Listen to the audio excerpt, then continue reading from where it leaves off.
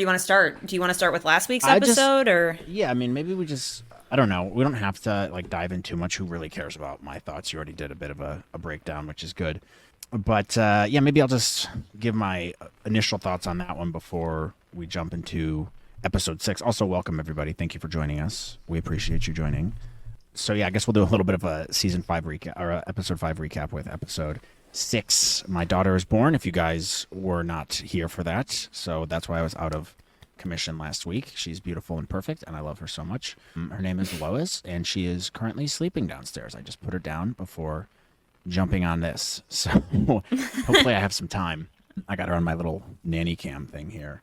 Just Oh my looking after God, her. so cute. We did this, but yeah, let's jump in. Episode 5. I was rewatching it a little bit. I didn't really have a ton of time to digest it because I went from episode 5 and then we did our live reaction to 6.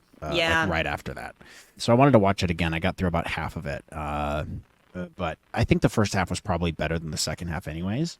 Yeah. In my opinion. So general thoughts. Episode 5, obviously. What is it called? Shadow Warrior. Yes.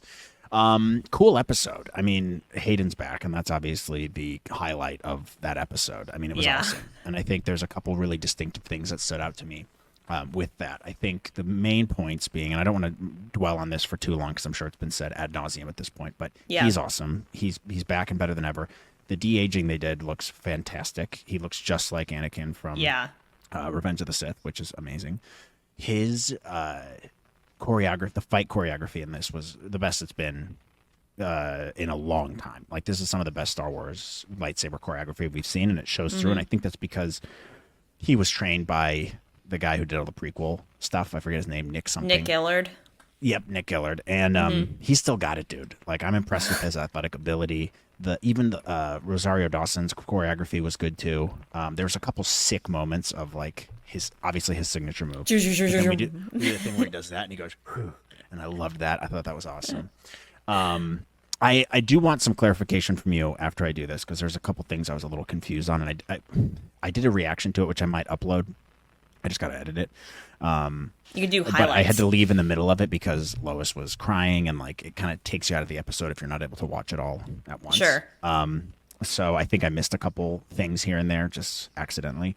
But that whole scene with him and her is great. We obviously get Clone Wars stuff, which obviously super stoked to see that. Young Ahsoka, which is great. I thought that actress did a pretty damn good job. I'm glad they did a different actress. I think that was important. We obviously get Rex, which was cool, even though it's just for a second. So cool. It's literally like 10 Rex. seconds, but it's the best 10 seconds ever. Yeah, we finally get Rex in live action. The lightsabers they fixed. So whatever was going on with the old lightsabers in Obi-Wan, the super glowy sticks that they were using, they fixed it completely. And that was very apparent here. The cinematography was great in this, and especially in the Clone Wars scenes and in the World Between Worlds. What else? The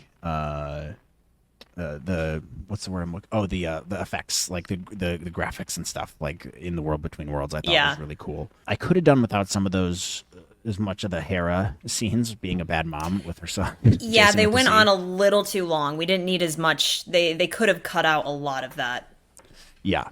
I would have just liked more of the Anakin stuff. I don't think they fleshed out the lesson stuff enough. I kind of get what they were trying to do there, but I think they could have spent more time in that. The shots between Anakin and like Vader were super cool, like really well done there.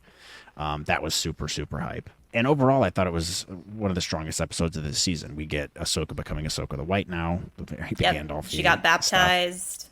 Yeah, she got baptized. They rescue her, obviously.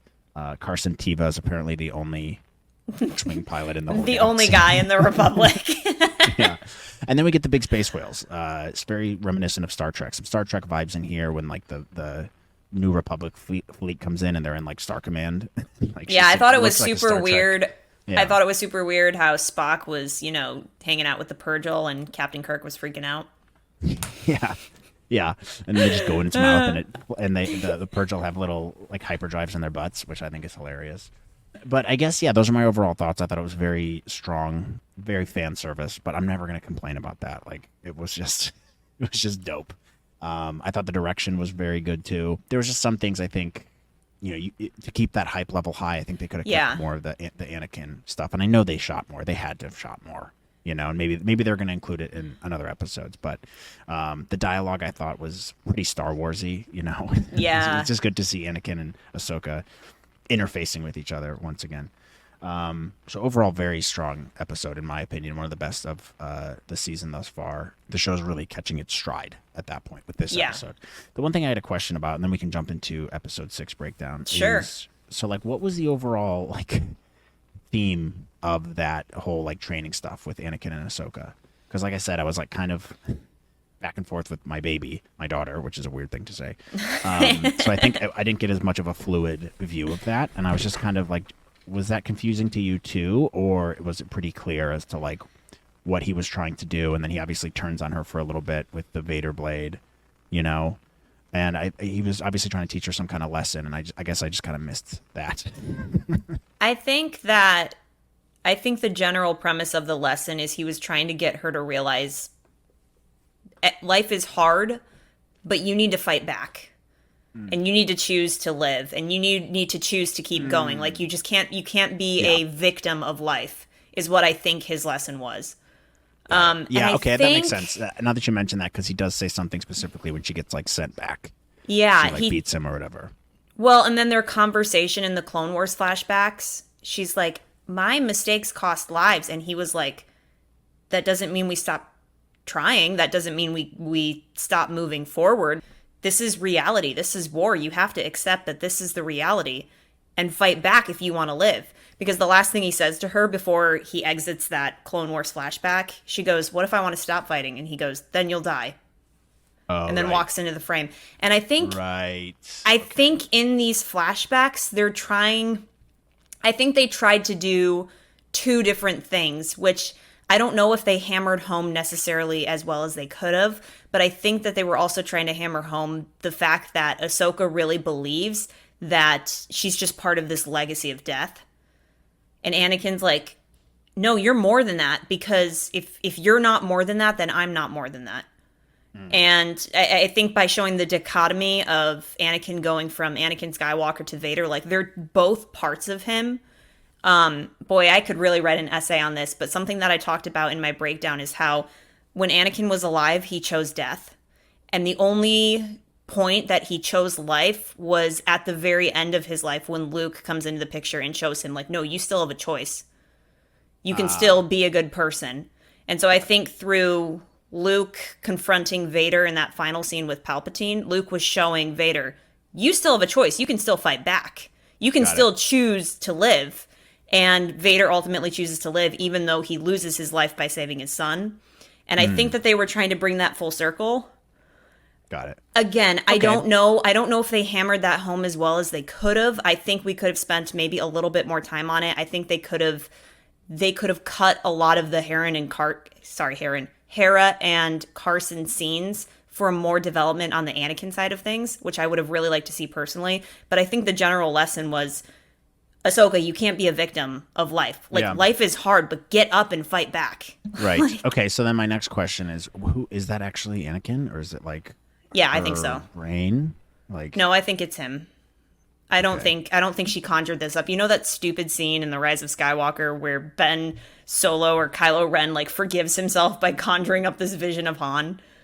Even though Han can't be a Force. It's like such a weird scene. I don't think that's what Ahsoka was doing here. I think she legitimately saw him. I think that was him. Because at the end, he has that smile at her and he goes, "There's hope for you yet," which was kind of his way of being like, "Oh, now you're getting it." Yeah. And I honestly, dude, I don't think that's the last we're going to see of Anakin. No, I don't think so either. I hope not. It would be so wasted if they didn't. Because it really feels like they touched on something super great there, and I wish we could hash it out a little bit more. Again, I don't think they gave it the depth that it really, really needed. I really appreciate like the message that they were trying to portray there, but I don't know if they hammered it home as strongly as they could have. Got it. Yeah, I agree. I think they could have, definitely fleshed it out and really hammered it home a bit more. I don't see a problem with making like the whole episode about that either, because it's a big transformation for her too. It's a big story point for the show. But yeah, I mean, dude, still, I can't be mad at it. It's still one of the best like Star Wars things I've seen in a long time. Like you get our boy back. Dude, Like I I'm honestly happy think enough that's about that. like Hayden. I think that was his best performance as Anakin. Like, I think he's He's had really some good. Yeah. real. I think he has really good moments in Revenge of the Sith, but I think in this episode it might contain some of his best performances And it's as just a Anakin side of him we Skywalker. haven't seen before too, which was cool. But yeah, I mean, look, overall, great. Not going to do a full breakdown on it, but I thought that was a really fun episode. Like this is why I watch Star Wars. Like this is why Yeah. you tune in. Is like just fun stuff like this. All right, so should we jump into episode 6? Yes, let's talk about Ahsoka, episode 6. Far, Far Away is the title. The official description is the search for Grand Admiral Thrawn reaches beyond the limits of the galaxy. This one was written by Dave Filoni, as every episode has been, and directed by Jennifer Getzinger. First episode she's directed this season. So yeah, let's jump on in. The episode opens up. We see Ahsoka and Huyang traveling through hyperspace in the mouth of a Purgil, and they are reminiscing about the stories that Huyang would tell the other Jedi younglings at the temple. Tano tells Huyang that Sabine went with the enemy willingly, and Huyang regarded this as troubling. And Ahsoka agrees, and Huyang suggests this was an interesting line from him. He's also a perfectly written character to this Yeah, point, he's by the way. amazing. I love I have Huyang. no comments on him at all. He says the Force provided her with insight in her direction, and that saving Ezra and going with them might be the only choice. And then she decides to hear one or more of his stories, and he begins the tale with a long time ago in a galaxy far, far away. Interesting line here. I thought that was an interesting snapback he had at her. He seems to be a very wise droid. That's what which is kinda 25,000 cool. years will do to you. I think it's interesting that he brought up that there was like a story in 3 parts, or parts 1, 2, and 3. I think is what he said. He said something along those lines. He was like, "Oh, he's like the history of the Yeah, Jedi, that's right. parts 1, 2, and 3," and she's like, So then "Part it 1's the suggests to best people part." maybe he's the one, like, it's his perspective on the first original trilogy. Yeah, so I don't know. Some people were like, "Ooh, call back to the old Republic era," and I'm like, maybe, maybe. I don't know if He that knows some stuff. he does know some stuff. I mean, you could use that dude to narrate like a whole show on the old Republic, but I don't know if they're going to bring that back. If we're going to hear parts 2 or 3 or whatever, but cool little scene. Cool Kind scene. of valid Good opening. on being concerned about Sabine. I have a lot of things to say on Sabine's character this episode, but the main thing is she just seems to be rooted in a lot of selfishness, and with every passing episode it becomes clearer and clearer to me why she and Ahsoka might have fallen out. So Which but we still haven't gotten clarity on. I wonder if we will. not really. Next scene, Sabine awakens on the Eye of Sion in a prison cell. Baylan passes by. She's talking about how she wanted a room with a view. He suggests that this would be an opportunity for reflection. Sabine reminds Baylan of their deal regarding finding Bridger, and he just walks away, which is funny. He just ignores He's her. like, I could not care less about this. Don't care. He returns to the bridge, talking to Morgan about her impatience, about Sabine's impatience, and Morgan asks Baylan if he intends to follow through on his promise to her, and he says that the pursuit of Bridger blinds her and that she may still be of use to them. There's a soft side to him that we're starting to see. He's a very complex character, very interestingly written. Morgan states how this planet that they arrive to, Peridea, right? Is that what it's called? Pathway Is of the ancient homeworld Peridea. of the Dathomiri. And then Baylan recalls the Jedi archive stories of the planet and how it was used as the Purgil's migration route from one galaxy to another. And then they start talking about the planet's nature as like an elephant graveyard for Purgil. And they pass through the rings, which are made of Purgil bones. I thought that was cool. That's cool a nice thing. little effect. There was definitely some cool world building in this episode. I thought that was really creative, by the way, too. Like having the rings of a planet be from these little space beasts. That's pretty cool. That requires some cool creativity. Well, what does Baylan say? Baylan says something along the lines of, "Oh, this is where Purgil go to die." Yeah. That's something that he says. I also really liked the hyperspace effect, the rainbow, the Purgil pride, the the rainbow yeah. effect when they blasted into the Peridea galaxy. So I thought there were some great special effects in this episode too. Some nice sure. camera direction. I think the production and like the set design as well as the special effects in this show have been like amazing, like very Yeah. well done. It feels Which gives me a lot of hope. it feels for very Star Wars shows in the future. yeah, definitely. It feels very Flash Gordon in a lot of areas, which I think we'll get to in Yes. a little bit Well, yeah, regarding. and which is great. They're paying homage to it, and Mm-hmm. because that's where kind of Star Wars came from. Yes, Mm-hmm. George Lucas. That was a huge influence on Star Wars. So they go down to and meet these Night Sisters, the Great Mothers. That looks like a cool little Stonehenge that's similar to the one on Satos. The Ahsoka Stonehenge. They welcome Morgan as a sister of Dathomir, blah, blah, blah. They mention Grand Admiral Thrawn, and Morgan asks where he is. They say he's coming. And they remark that Sabine stinks of Jedi and mark her as dangerous and send her down to another cell.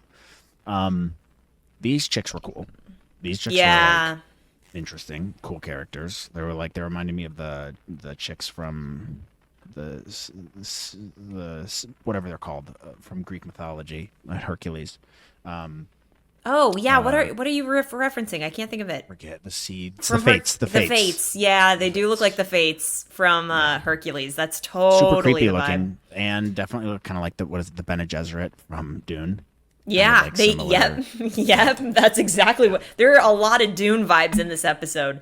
A lot of Dune vibes in this Very episode. cool. Again, sweeping landscapes here, great world building, sucks you into that universe, which I thought was just amazing.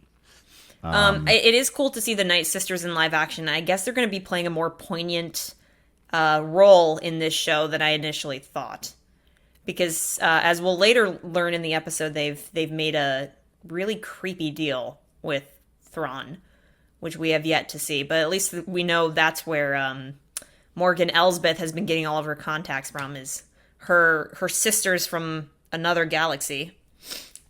Yep. But it was cool that to finally see them being brought into live action. Balin and Shin are at the Stone Pillars. Balin talks about Peridea being a place of dreams and madness. Children's stories come to life. Shin says she does not know such stories because she wasn't raised on the Jedi Temple at Coruscant. Balin continues regarding the tales of Peridea's ancient folklore is long forgotten. Shin muses that sometimes stories are just stories. And Balin recollects that at a slightly older than Shin's age, he watched the Jedi Temple burn and couldn't make sense of it. And then he says as he ages and learns history, things reveal themselves as inevitable, such as the fall of the Jedi and rise of the Empire, repeating in a cycle. Shin asks if it's their turn, and if Thrawn's return will bring them to power, and Balin regards such power as fleeting, instead claiming to seek a new beginning to bring this cycle to an end. When Shin asks if the beginning is there at Peridea, he smiles, believing that it is if the stories are true. I like this scene a lot. This was like It's a really good great scene. dialogue, really good dialogue between these two. They have a good chemistry on Yeah. screen, I think. There was a line here that he says that I didn't see in this summary. But he had a really good line in this scene that I'm now totally blanking on. Oh, talking about what is it called? He has a name for Jedi who were raised after the fall of the Jedi Temple. Maybe that's in another scene. Oh, that's in Back another in scene where he's Balkan talking about Jedi. Ezra. Yeah, he's talking about Ezra when she But asks. we have a name for them now, which is kind of a cool little thing. Like, Yeah, I have two questions for you regarding this scene. If Balin wasn't much older than Shin, how old, if you were to guess, do you think Shin is? Do you think she's pushing 30? Or no, dude, she's like mid-20s, 24, Okay. 25. I think he's like Anakin's age, maybe Yeah. 60, 50 or Yeah. 60. And he's probably 50 something, 52, Mm-hmm. 53. And I bet she's like 24, 25. She reminds me of like a young Obi-Wan from Phantom Menace. That's the kind of age. yeah, Even though he was, actually, like, that's a 20 really in those, I think. yeah. No, I think Obi-Wan was like 25 in the Phantom Menace. I think we looked this up when the Obi-Wan show came out. But yeah, that's actually a really good comparison. I didn't think of that. Also, what do you think Balin means when he's talking about, because you said a line at the end of that conversation between Balin and Shin. Can He you go regards over the power as fleeting, claiming to seek a new beginning to bring the cycle to an end. what does that mean to you? What do you think? If you're to guess, like, what do you think he's talking about there? Because there's a lot of mystery and intrigue around Balin, especially in He later wants to scenes. start his own thing, is what I gather from it. It's like His it's own not order? Jedi or Sith. Yeah, because he's not a Jedi or a Sith, really. I Hmm. think he maybe wants to start his own cult. His own Dark Jedi order. I don't even know if it's Dark Jedi, dude. I don't know what you would They're call dark him. either. I think it's just like he has a respect for the Force and a respect for the way things are. I get Thanos kind of vibes from him, but not so psychopath maniac. Yeah, I think he wants to just start something different. Like he wants to start something new because it's just the same things over and over again with the Jedi and the Sith. And he's like, all right, let's start. And he's like, this clearly doesn't work. It sucks. Let's find a new system. And I think Shin's starting to disagree with him, where we might see a betrayal later on. I kind of hope she doesn't. I really like their dynamic. I like how much. Sorry, I'm trying to get a pen. I like how much she looks to him for guidance and authority. Like she does respect him. There's such like an element of I recognize you're the master, and I recognize that I'm the Padawan. And it's interesting too because she has that Padawan braid. So there's just so much like conflicting information that could lead them to be more Jedi or more Sith.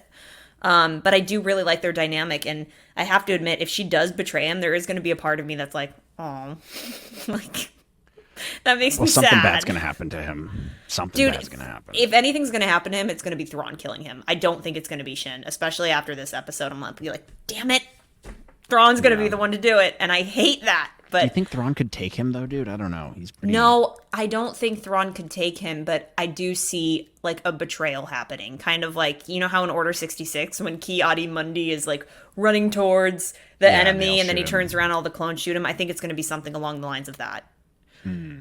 It's not going to be like a let's go toe to toe Thrawn and Baylan in the ring. I do see Shin being involved in it though. I could be wrong. Maybe she's broken up about it and pissed. But well, she does have a line later about Baylan breaking his promise to Sabine, and she seems to be really bothered by it. But let's just keep going. Right. So then we see Sabine in confinement. She's pacing in her cell. She's trying to open the door using the Force, and she looks out the window to see the arrival of an Imperial Star Destroyer. I don't know the name of the ship. Chimera. It's from the books. So the hardcore fans, please correct us in the comments, will know how to pronounce that. Because my friend actually recognized that, and she was texting me about it after this episode ended. Slowly descends at the hedge to meet Elsbeth's entourage and the Night Sisters. As it meets the pillars, the Night Troopers stand guard as Thrawn marches between them. We get Grand Admiral Thrawn. Dun dun dun. Choir, music with organ. I kind of missed this part because I had to go tend to my daughter. I didn't get to suck this part in as much, but he greets everyone alongside his guard. Enoch, this guy looks dope. Very Roman Empire-esque. Gladiator. I thought Gladiator-esque, yep. And salutes the Night Sisters. Thrawn notes Elsbeth's efforts in their ability to finally escape exile. He introduces Enoch and announces that he will begin a cargo transfer as per an agreement with the Great Mother. So a lot happens here, right? We get a lot happens here. I, again, wasn't here fully for that part. I don't believe in the middle of when he was walking down. I felt a little underwhelmed with the entrance of Thrawn. How about you? Yeah, it was. I think the two biggest qualms we both agree on in this episode is Thrawn's entrance and Ezra's entrance were completely underwhelming. Like it was like, okay, now, well he's here now. We'll say, what's his name?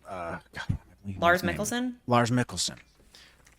Awesome. This guy's amazing. Great actor. Obviously, the original voice of Thrawn for Rebels. And he is commanding. Like, great voice. His voice is like the coolest. Very well cast. So no qualms with him whatsoever. I just thought they could have made it grander. You know, maybe some huge music, you know. But he's back, baby. All right, the big baddie's back.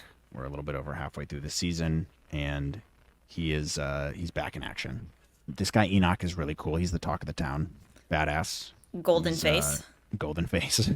Now, I did a little bit of research because I did recognize the name Enoch, and I think you did too. But Enoch's the guy in the Bible who went to heaven without having to die, right? I think that's who he was. Yeah, there's a lot of cool stuff with Enoch. I think that's like, or maybe that's Ezekiel, the wheel between wheels thing. I mean, I think that maybe is Ezekiel. But there's a whole book of Enoch with the Bible that is some trippy stuff that wasn't included in the Bible, but it was part of the Dead Sea Scrolls, I believe. Really trippy stuff in there. It's a cool name too. I don't know if he was the one who went to heaven. It says so I have the article pulled up right now, and it says only two people in the Bible, Enoch and Elijah, appear to be taken straight to heaven without having to experience death. Interesting. But here's the thing, Dave Filoni does love his biblical names. So this Yes. this has to be 100% intentional. Dave, I'm 99% sure that like back in 2014 there was an interview on StarWars.com where Dave Filoni was talking about pulling names from the Bible. It was a really interesting article. I remember seeing it somewhere. I don't know if it was on StarWars.com or some other site, but I remember it really struck me. And Dave doesn't half think about details like No. this with like the He names. The names are invests always completely. intentional. Enoch, I don't really remember. I've read the Bible, but I don't. Obviously, it's so chock full.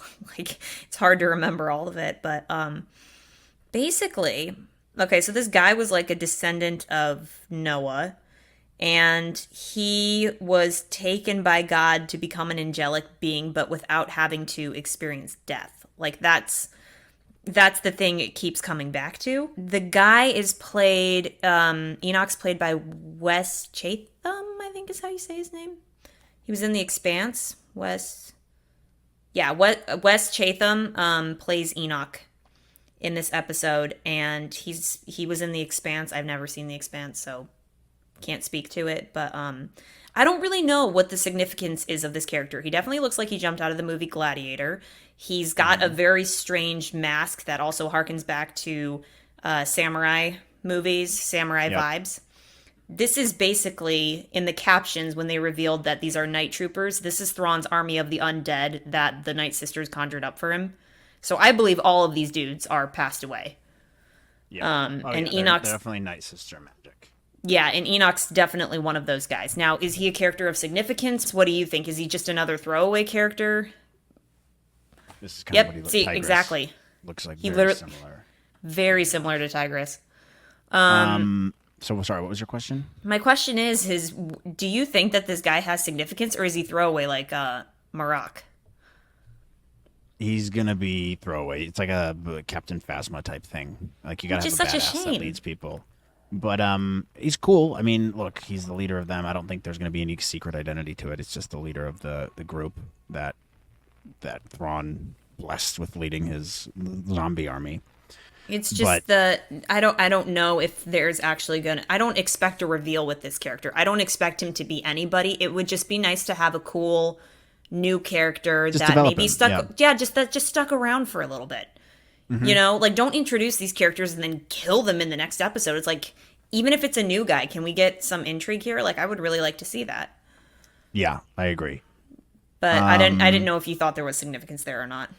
I mean, obviously there's symbolism with what we just discussed. I don't know that it's like super significant to the rest of the plot though. I think it's just like it's thoughtful. They put some thought behind who this guy was. It's just not just some random dude. Sure. So, okay, then the other thing in this scene is they talk about the cargo transfer stuff. What are they transferring? We see them with these things that they're walking around with. What do you think? Here's what I think. I think that the deal that Thrawn made with the Night Sisters is that they give him an army of the undead and give him a way to get back to his galaxy, and he will take the dead Night Sisters to Dathomir so they can resurrect the dead Dathomirian society. So, wait, so what's the cargo then? The dead bodies of the Night Sisters, of dead bodies of Night Sisters, or Okay. because those looked like Okay. coffins, dude. Did they not? Yeah, Like they did. Yeah, it did. I'm pretty sure and again I don't think that this is something that they worded in the episode. Again, I kind of like watched the episode a second time, but skipped through some scenes. I think honestly, like the Night Sisters' goal in this is to raise their army of the undead because they did something similar in Clone Wars. Where Ventress got to bring the dead Night Sisters back to life to help her fight Grievous before Dathomir was destroyed. And I do think that the Night Sisters' goal here, the mothers, I think the mother's goal is to go back to the other galaxy and retake control. That's an interesting theory, and I can get behind that for sure. These guys are badass. Now that I'm like looking at the scene again, and it's pretty dope. It's pretty dope. It's interesting too. It's something fresh, you know. It's brand new. I just didn't think the Night Sisters were going to play that deep of a role, I guess. But it's cool. I'm definitely open to it. Necklace keep Yeah, going. for sure. I'm open to it as well. Let's see now. Moving on. Morgan tells Thrawn she's seen the catacombs. It will take at least 3 rotations. Oh, the catacombs. Okay. Very Roman of them as well. Thrawn says it's acceptable. They bring the prisoner Sabine, who Balin reveals he had brought as he believes she would be of use. After being introduced to Thrawn, he assures. Thrawn says he remembers General Balin Skull of the Jedi Order. He calls him General, which is interesting. Yep. They parted ways with the Jedi a long time ago. Morgan mentions Sabine, and Thrawn remembers her as well and agrees that Ren would be of great use to them, probably in a more sinister way. Yep. The two night troopers bring Sabine to Thrawn, who recognizes her and thanks her for his escape from exile. Thanks for your help. When Sabine asks the whereabouts of Ezra, Thrawn simply states that her desire to reunite with an old friend will reshape their galaxy. When Sabine reiterates her question, Thrawn reassures her that he intends to honor their agreement with Skull. As Enoch removes her restraints, Thrawn promises to outfit her with a mount, provisions, and the latest intelligence on Bridger's whereabouts. And then when Sabine asks if Thrawn's going to let her walk out of there, Thrawn says that he's helping her because he's thanking her for his cause. However, he warns that when his ship leaves, she will be stranded there forever, and Bridger may already be dead. Sabine's like, no, he's definitely alive. And Thrawn's like, well, you've gambled the fate of the galaxy on that belief. Ren replies that Thrawn wouldn't understand and changes topic to the question of her mount. Enoch and night troopers introduce Ren to her mount, a howler. Enoch says Tota, which prompts the creature to kneel so that when Ren can mount its saddle. Enoch warns that the wasteland is inhabited by nomads who prey on each other for survival, and the captain returns to Ren, blasters and lightsaber before telling her to die well. She rides out to the grassy frontier. Then First of all, the fact that he's like, die well, badass line. Love that line. It's also a line that Maul had in the final season of Clone Wars. I don't know what it is. It's like, Lamo, see you later. I love that line. Again, I want to discuss this when we get to the whole Ezra part, but I really hope that Sabine faces repercussions for her choice. Again, it was literally, hey, give me the map or I'll kill you. And you'll never get to see him. But by doing this, she completely undid Ezra's sacrifice. And I really hope that episode 7 really touches upon the fact that she did that, because she did kind of screw over their entire galaxy because she was selfish. Yeah. So I really hope that that's touched on, but I like that that's still reiterated here. Well, Thrawn's like, well, you effed your galaxy over because I'm coming back. And she's like, you wouldn't get it. And then leaves. I really, really hope that that is the focus of episode 7. And I hope she has to face that. Like, I hope they just don't, they're like, well, it's fine. Like, I really hope it's something that she has to go through and deal with. Yeah, I agree. That is an interesting point, too, because she did kind of undo what Ezra did. But I kind of understand it. Now that we're talking through it, I kind of understand her choice more, because you're right, it was help me or die kind of thing. And she also is kind of selfish and wanted to see Ezra anyways. But not making them a love interest makes it more difficult to believe. Oh, dude, don't even get me started on this. I don't know why Disney is so afraid of a happy, healthy, working, loving relationship between a man and a woman in Star Wars nowadays. But holy smokes, you cannot tell me that they're not into each other, because the gazing I know. up until this point is full of sexual tension. But I'll have words on that in a minute. Just keep going. Yeah, dude, their gaze is hilarious. So then we see Shin and Balin and Morgan and Thrawn watching Sabine depart. Shin says that Sabine is embarking on a fool's errand, and Thrawn tells Balin and Shin that they can follow her at their own pace. Perplexed, Shin says that she thought Balin was going to honor his agreement, not to harm her. Thrawn explains that he allowed her to leave to find Bridger only that so that she and her master can destroy them both. So he's playing a little 4D chess here. Interesting line. Also interesting line from Shin. She's like, wait, like, What the heck? we told her we'd let her go. Yeah. Which was a very intentional, interesting line, which is why I think there's going to be some tension between them later on. We see Sabine going through the plains out here. She comes to a stop against the scan for Ezra. Suddenly a bandit appears. They start shooting her. She gets up. Cool attack scene here, I thought. Some cool fight choreography. She kills them all and disarms them. But at this point, her scanner's now broken, so she has to continue without it. Then we go back to the Night Sister Fortress, and we see Balin and Hades mounting their own howlers to chase after Ren. The Night Troopers load floating storage containers onto the ship, and Enoch announces Balin and Shin's departure to Thrawn, who allows 2 squads to support the mercenaries. Morgan suggests sending more troops, but Thrawn refuses, citing his force dwindling numbers in the past years. As Enoch leaves, Thrawn tells Elsbeth that it did not ultimately matter whether Sabine and Ezra were left stranded on Peridea or died, and that the same was true for Balin and Shin. Which, like, come on, dude. Like, I'm like sitting here, I'm like, dude, you could get so much use out of them. Yeah, Like, totally. why would you off them? I don't know. It's more beneficial to keep them around so you can have them do your bidding, especially if you pay them well. I don't know. Dude, Just 100%. interesting. That's not what I would do. If I was the bad guy, I would have been like, you're useful. You stick around and I'll pay you 1,000,000 credits. But the only reason they did that is because they have to kill Balin because sadly Ray Stevenson is no longer with us. So the only natural conclusion to his character at the end of the season is that he dies because unfortunately he passed away, which is so sad because He might have anyways. the They might have highlight. already written that as the character, like arc They for him, might have, you know? yeah. And if they did, then good. But like, it's just sad because like the more I learn about Balin, the more I would totally watch a spinoff on this character by himself. But we know that Ray Stevenson's no longer with us, so I'm already sad because I know that this is just it. Like this is all we're getting, and it's a gift that we're getting it. But it's just sad. So it's like as I watch this, but I'm like, there's no other natural conclusion, and I hate it. But it's going to be Thrawn. I really feel strongly that it's going to be Thrawn to off Balin. I don't think it's going to be Shin. And if it is Shin, that would make me sad. And if it is, it's fine. But like, I really feel like it's going to come from Thrawn. But also, dude, they could just recast him. That's the other thing. Who would you cast as Balin? No idea. The I working. just thought about this now. I mean, Yeah. they could totally recast him. You'd have to find someone with a very powerful presence because he brings a lot to the screen. I mean, somebody I don't know. joked. That's They a were good like, question. they were Viewers, like. put it in the comments. Who would you recast? Who would you recast as Balin?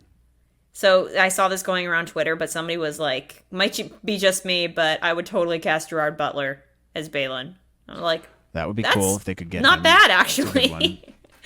So So we see Ren, who is Sabine, is talking shit to her little howler. She's mad at him because she thought he was being a coward when he left her, and he keeps following her. So Sabine allows the thing to come with her, and they go to a valley. They find a bunch of rocks and stuff, and then they see these little like Ewok things, little noti crab people. the Ninja Turtles.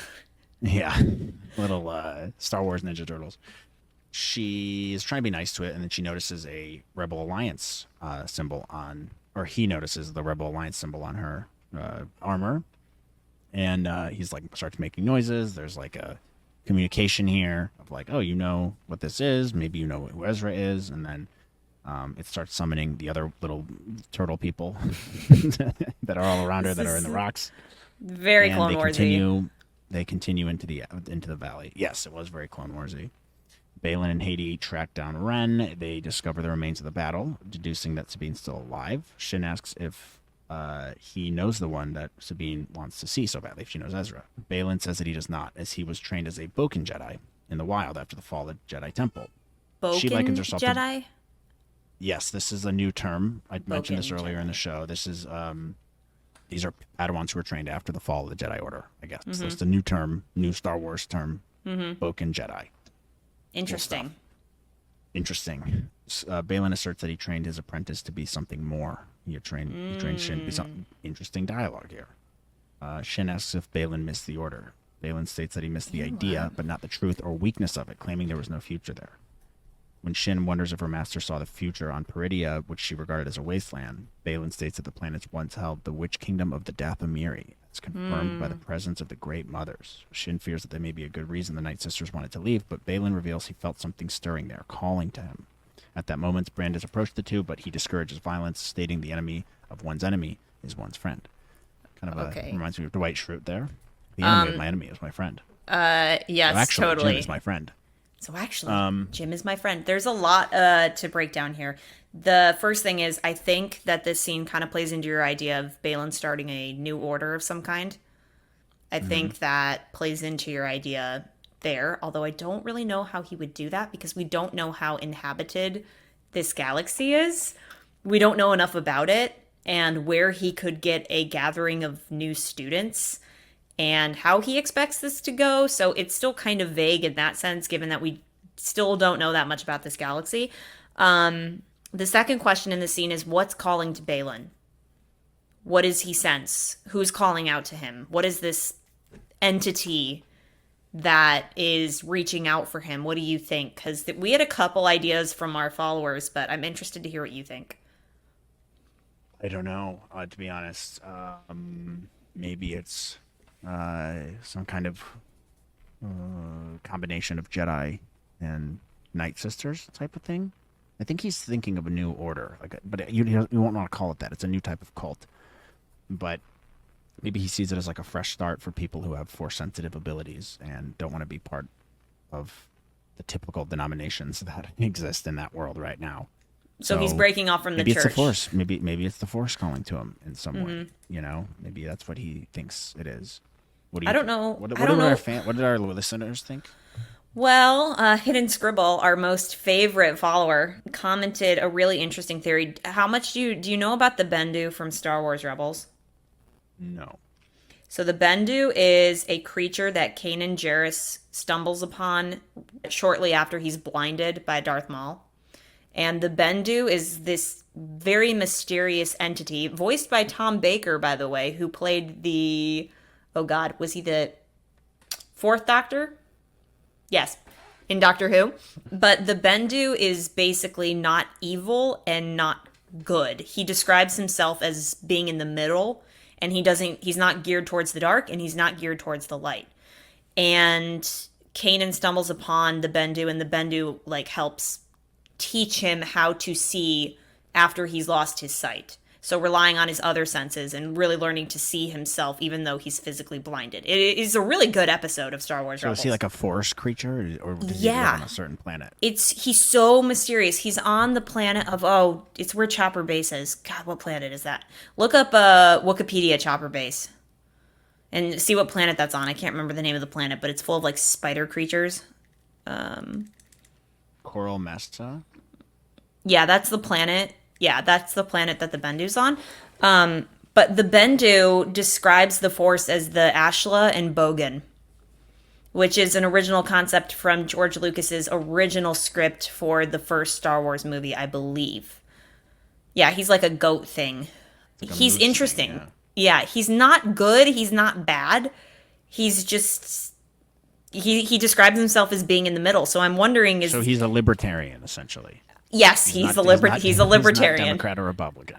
Yes, he's a libertarian, absolutely. So it could be that. I thought that was a really interesting theory from Hidden Scribble. Somebody also suggested that it could be the sun from the Mortis arc. But I think that's a reach because it's a little complicated. And I think that they could more easily explain the Bendu than they could the sun. I don't know. Just depends. Or it just could be the Force calling out to him. It might not be as complicated as we're making it out to be, but something's calling to him. On the topic of Shin, I saw a theory going around that Shin could be part Night Sister. Okay, cool. And that kind of adds up. I do kind of get that vibe from her. Now, granted, I don't know who her parents are. Balin could be her father. I don't know. He and a Night Sister could have gotten it on. True. I don't know. But I feel like there's a deeper tie-in with the Night Sisters than we were initially led to think. But yeah, a lot to break down here with their characters. Every episode that we get more of Shin and Balin, I think they are the best characters of the show by far. I think that they are the stars of the show. They are so good. Every scene that they're in just makes me want more of them. I agree. I don't get the criticism for them. A lot of people are saying Balin's a messy character, and I'm like, I don't really see it. I think he's really well written and original and fresh, and the acting's phenomenal. She's great. This is the kind of strong female lead we need if you want to go there. I think she's fantastic. Has few words, but she's efficient with the dialogue that she does have. Mm-hmm. So I agree with you. I think they're both very strong. Still with the Noti, Sabine arrives at the settlement beside a lake, telling her howler to wait on the outskirts. She looks around solemnly, and she has met eyes with Ezra, who says that he knew he could count on her. As Sabine looks up on her friend with joy, he smiles and says it took her long enough. When she responds by saying nobody knew where he was going, he says he didn't know either. She remarks that he always had a plan, but never a good one. They embrace, and the search for Ezra is finally done. Ezra tells the Noti to be ready to move because they're nomadic, apparently, and he wonders how Ren found Peridea and himself, but Ren deflects the question, asking if she can just be happy. Ezra complies and thanks her for coming, saying that he couldn't wait to go home. Yeah, I don't know why people were so mad. Like, sorry, this was an underwhelming reunion. It's this character we've been talking about for the whole season. You'd think they'd just be a little bit more like in disbelief that they found each other and that she found him, and that she came and that she was able to find him. Like, I was just like, all right, like it just kind of slowly happened. Well, it's been years, dude. It's been pushing close to 10 years, if not 10 years. That's what I mean. If I saw my friend, my platonic friend, dude, not even a love interest, if I saw my platonic friend from 10 years ago, 5 years ago, I would be like, oh my God. And you're in another galaxy? Yeah. I'd be like, whoa, dude. Like, and are you okay? How'd Yeah. you find me? How did you get here? What was your method of travel? Like, are you okay? Like, you'd be stunned and asking all these questions. And the dialogue, dude, a lot of elements of this show I feel like work in animation, but they're not translating to live action. If they had done this scene, like had they kept this scene the same and done it in animation, I think that they could have gotten away with it a lot more, because in animation you can express a lot more. You can make your characters emote and do what you need them to do to really convey the emotions and weight of that moment. In live action, like, it's just not as lively, like, I for lack of a better word, sincerely, it's not going to be as this over the top animated gestures, all that kind of stuff that you have in animation. And I think that they just expected that it was going to play the same way, but to me it just came off as super uncomfortable, and I was like, okay. oh boy, like, was there not like a better way to convey this, the emotion of not seeing your best friend over 10 years? It just didn't feel natural. It felt very forced. Like, the dialogue, sure, you can argue that it's very Ezra and Sabine of them, but in my opinion, they should have opened with the hug, and then you can have them start quipping. Yeah, That just to have me, more if you emotion just behind each the yeah, dialogue delivery. It was just kind of like they were talking at each other. yeah, And I don't know. Like, I feel like, because Sabine has, obviously, that's the whole reason why, the Thrawn returned, right? Like, this is her big character arc of the season, is her whole motivation is trying to find him. So you'd think she would be like, oh my God, I did it. I can't believe I did it. I found you, yeah. And she was just like, oh, hey, oh, nice to see you. Great to see you. Oh, where were when you she's been, like, going? longing for him. Yeah, just like, I don't know. I felt like they could have written it a little bit more naturally, I guess. It just but look, he's back. it was He's supposed to be a hot. poignant moment, and it just went zhoo. Yeah. He is a hot man, though. This guy's gorgeous. No, He's Amani's someone said he good-looking looks dude. like he said he looks like the Prince of Egypt, which I thought was a very good Dude, he comparison. tweeted the funniest thing in the entire world. He tweeted today, "Let my people go," in all caps. I'm not kidding you. Go to his Twitter, Amanis Fondi. This guy, first of all, love the fact that he's leaning into it. His Twitter is hysterical right now. But he's totally leaning. He is leaning into the Moses vibes, dude, and I love it about him. Here's Ezra. Also, fantastic movie. Shout out to the Prince of Egypt, dude. Amazing movie. Phenomenal film. Most memorable soundtrack of all time. Incredible film. No, but he tweeted, "Let my people go," in all caps. Hysterical. Let's go to the casting of Ezra real quick. I think it's on point. I think he looks like Ezra. I think he talks like Ezra. I think his vibe is Ezra. He feels very much like the character. The dialogue was not good to me in that scene. Didn't like it. I think they could have restructured it. But as far as the Ezra vibe goes, I think that he might be the best casting of the original Rebels crew. Like, that's the impression that I got. Now, we have yet to see him actually do things, and have dynamics with the other characters. But I looked at him and I was like, yep, that's him. That's him. Totally. Yeah. And a lot of it, I think, had to do with his voice. When he talked, I went, yep, I hear Ezra for sure. I'm looking forward to seeing what they do with his character, because he seems like an interesting one. And I don't know much about him. And I think they could have, again, done a little bit more of the groundwork at the beginning of the show. that splits people's opinions because some people are like, no, you should have, it's Rebel season 5 or whatever, and like you should know that and like whatever. But like I think the show should be able to stand on its own 2 feet as it Yep. is, so anyone can watch it at any time and enjoy it and not be lost. So I think they should have laid a little bit more groundwork with that as to like his significance, why Sabine misses him and like loves being his friend so much.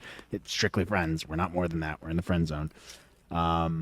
But I'm interested to see what they do with him. He definitely has a good screen presence, I would say, and it looks like his casting was pretty on point from what I've seen of Rebels. So it'll be interesting to see. I just think it was a little bit of a missed opportunity. Doesn't ruin the show for me by any stretch of the imagination. It's just it seemed like a really big moment that could have been built up. And released a little bit better. I think that Because I mean, look, we're all yeah. humans. I know how humans react. If I haven't seen a friend in even a couple months, I'm like so happy to see them. You give them a big, warm, tight hug. You know, It just like when your whole show is leading towards the reveal of finding this guy, and then you treat it as this super casual moment, it makes you go, well, why should I have cared? Then why did I care in the first place of whether or not they find him? Because in Rebels, when he sacrifices himself, it's a really big moment because it shows you that he is choosing to launch himself into a galaxy where he doesn't know where he's going. It's totally unknown, but he does it out of the love of his family. And he learned that from Kanan because Kanan made the ultimate sacrifice to save their crew. So in that way, it all comes to a head because Ezra learned from Kanan to let go, become one with the Force, trust, and just sacrifice yourself when the time is right, because that's ultimately like what a Jedi does. It's being sacrificial and wanting the best for other people. And so when you get to this character in this show, it's just treated like it's nothing. And I'm really disappointed because I've been following this journey for so long. And so to get to a place where it's just like the character's like, oh, hey, it's just like, oh, man, that's so disappointing. And I think that was the biggest letdown of the episode for me. Now, I didn't think the episode was bad. There are a lot of great world building elements in it, a lot of fun aspects to enjoy, but I think this reveal and the Thrawn reveal were just like, darn. yeah. And again, didn't Thrawn ruin it, but being, the whole thing around him, like I think the vibe there, it's similar. It's the same but different, which Yeah. I like. You get the stormtroopers, but they're different. You get Thrawn, who's Imperial, but he's different. He's a big blue guy with super black hair with a receding hairline. Like, cool and different. And his voice is awesome. Like Lars Mikkelsen is a great actor, and I'm happy to have him as a part of Star Wars again. So I love all that. I appreciate the creativity with the little turtle people, little crab guys. And I think overall, like, a lot of the dialogue here was interesting, but a lot of it was also not as fleshed out as it could have been. Like the Balin Shin stuff is awesome. Thrawn's dialogue, the way he talks, the Night Sisters, I thought was really cool. Like really interesting, new, cool stuff. Anyways, moving on. Last scene, we go to the Night Sister Fortress. The Great Mothers announce that Thrawn that a Jedi is coming. Thrawn asks if it could be Ahsoka, which he thought she died after she fought with Balin. Morgan regards this as impossible because he assured her of her death. Thrawn maintains that Morgan should not have underestimated a Jedi and that a death was a common deception amongst both them and Night Sisters. Thrawn asserts that they should regard Skull's judgment as flawed, as he was once a Jedi, and they could consider Tano alive until they knew otherwise. Thrawn requests to know everything about Ahsoka, including her history, homeworld, and master. Interesting point right there, knowing about her master too, which is why I think we might get more Anakin later. yeah, I think we will as well. Adding that if a Purgil approaches Peridea to destroy it with prejudice. I love that line too. That's badass. And then he turns to the Great Mothers, requesting once again to make use of their dark magic, spelled with a K at the end. Dark magic. Magic. And the episode ends. And the episode ends, the end. I guess I'll give my overall thoughts and you can give yours. But in general, like, it's a great world building episode. Balin and Shin steal the show by far, at least for me. I think that they are the most interesting characters. I think they're the best actors on the show. I think every scene that Ray Stevenson is in is you just want to know more about the guy. And I want a show on him. And I know he's gone and it's so sad, but I want a show on this guy. And I just love what they bring to the dynamic, the overall vibe of this show. They feel very knightly. They feel very different. When they're on screen, I think they bring a different tone. I am really struggling with Sabine right now. That whole sequence where she walked in the wastelands for about 15 minutes, we didn't need that. They could have done that in animation, but again, I think a lot of these elements that you can get away with in animation because it's animated don't necessarily translate well to live action. I think that the way she found Ezra was kind of lazy. I think that there were a million more creative ways to do it. I think that they could have made his introduction a bit more of a poignant moment for both characters because it's supposed to be this, we got to the thing that we've been searching for this whole season, and it was just like, it was treated very stupidly, I think. I like the actor for Ezra. I think he embodies the character. I'm so anxious to see what they do with him. I'm anxious to see like what his fighting style is, like what he's been up to. I want the show to delve into the fact, and I think they will next episode, that Sabine effed up. That by coming into this galaxy, she doomed hers. And she's going to have to tell Ezra. And that dialogue, you know, is not good as it was with the, can I just be happy? She's putting it off. Like, we all know she's putting it off, and she's like, I don't want to tell him because then he's going to be mad at me. I would like to see Ezra get mad at her. I think that would, I would like to see him get frustrated with her. Maybe not mad, but frustrated. I want them to touch on how Sabine's selfish choice, because it is extremely selfish, how that has repercussions. And I want to see her struggle with that, and I want to see her make peace with that, because I think that could be a really good character arc for her. Not really much to talk about with Ahsoka. Thrawn's cool. Really don't have much of an attachment to that character. They do really need to explain why he's such a threat, and hopefully we'll see that. I'm interested to see what they do with the Night Sister stuff. In general, a fun episode. Definitely wasn't my favorite, but I think that there was a lot of great world building, and I'm looking forward to see what Amon Esfandi does with the character. But those are like my general overall thoughts. What do you rate it? God, I feel like my ratings on all these episodes are going to change once the entire show is out. What did I rank last week? I think I gave it like an 8.7 or 9. I'd say that this one was probably maybe 8.4 to 6. 8.4 to 8.6. Yeah. I would go a little lower. Okay. I would go, not much. This one's not quite in the 8s for me. This is probably like a 7.6-ish, which is still a good rating. But I thought the strong suits were, obviously we get Thrawn, Lars Mikkelsen, very commanding. There's a reason he's one of the best actors out there. He's incredible. His voice is just on point. He just belongs in Star Wars. He's great. We love him. Shin and Baylan dialogue in this, a little bit more backstory on Baylan. Amazing. Their relationship is really cool. I'm really enjoying that. I would enjoy seeing more of them, you know, later on. Rest in peace, Ray Stevenson. Even if they do recast Baylan, it's going to be big shoes to fill, in my opinion, because very big shoes. I think Ray Stevenson has done an awesome job, as well as the actress who plays Shin Hati. I keep forgetting her name, and I'm sorry, but she's been excellent. The Zombie Army and Enoch, very cool. I mentioned it before, but like fresh, and new, but the same. Like it's just it's a cool way to tie in familiar things without being too on the nose.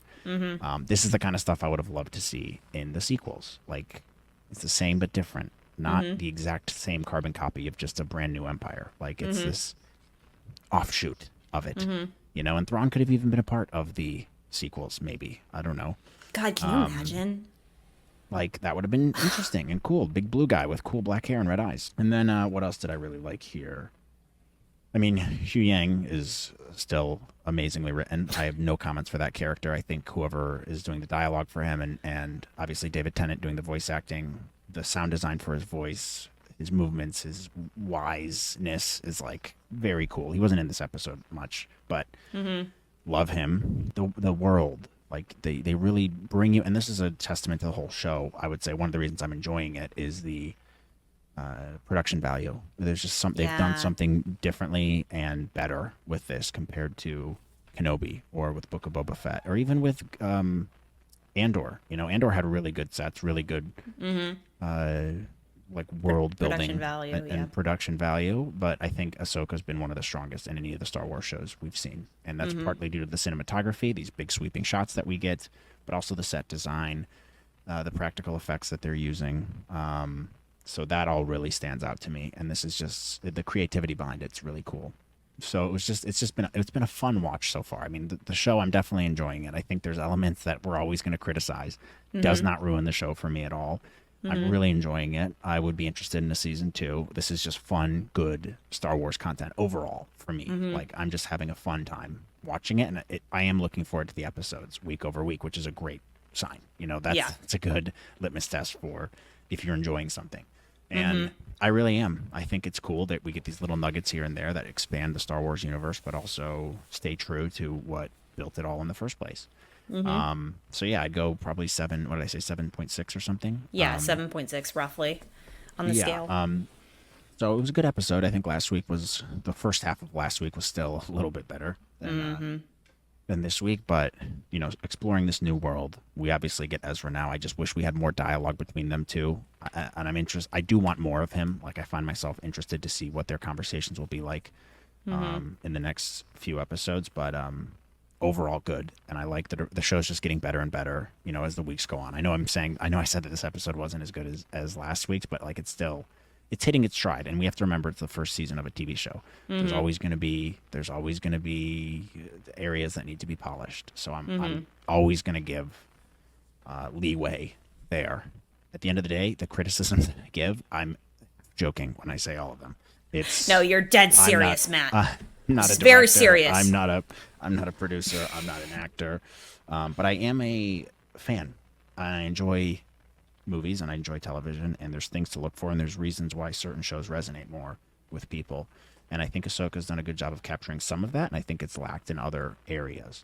But overall, I'm very proud of Dave Filoni for stepping into the live action role. I think he's doing a good job, and I think if this is his first like creative control one, keep giving him more control. He's going to keep practicing. He's going to keep getting better at it. So Yeah. I think like from that perspective, he's done a great job, and give him more control over more projects. Let him write all of them. I think that's another thing, the consistency of him writing them. He needs to work on dialogue a bit, I will say. He needs to work on some dialogue stuff. And I think some of the nuances between live action and animated.